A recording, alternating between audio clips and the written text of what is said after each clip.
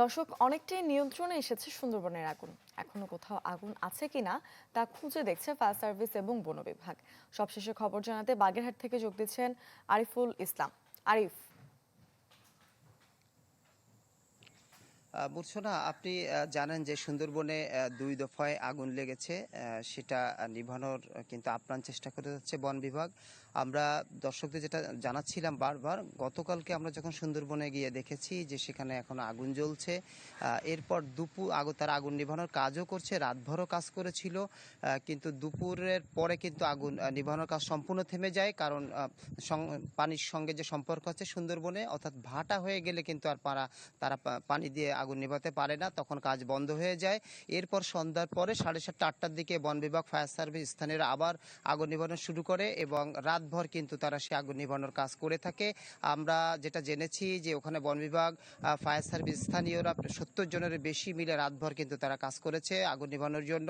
এবার রাত 3টার দিকে যখন ভাটা হয়ে যায় তখন কিন্তু আবার বন্ধ হয়ে যায় কাজ। তবে কোথাও আগুন কিন্তু এখন আর দেখা যাচ্ছে না বলে আমরা জেনেছি। তবে এখনো কিন্তু ওখানে সবাই এখন আছে, কাজ করছে তারা, যারা ওখানে ছিল। আর আগুন আছে কিনা সেটা খুঁজে তারা কিন্তু দেখছে। তবে আগুন না দেখা গেলেও ধোঁয়া আছে কিনা সেটাও তারা কিন্তু দেখবে। তবে এখন কিন্তু ভাটা হয়ে গেছে, রাত 3টার পরে যখন ভাটা হয়ে যায় তখন কিন্তু পানি মেলে না তাদের আগুন নিভানোর কাজের জন্য।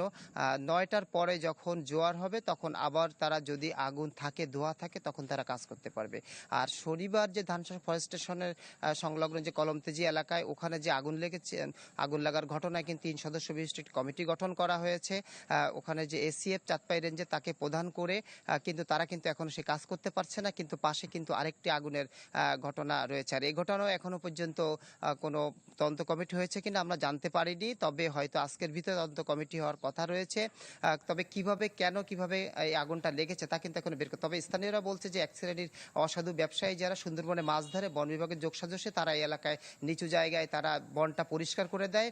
ফলে বর্ষাকালে কিন্তু তারা মাছ ধরতে সুবিধা হয় জাল দিয়ে, যার কারণে কিন্তু এই ঘটনা ঘটতে পারে বলে এলাকাবাসী জানিয়েছে। এই ছিল আপাতত সর্বশেষ। আরিফ, আপনাকে ধন্যবাদ। দর্শক, বাগেরহাট থেকে আরিফুল ইসলাম আমাদের সাথে যুক্ত হয়েছিলেন, জানাচ্ছিলেন সেখানকার সবশেষ খবর। ঢালাইয়ের সেরা প্রিমিয়ার সিমেন্ট।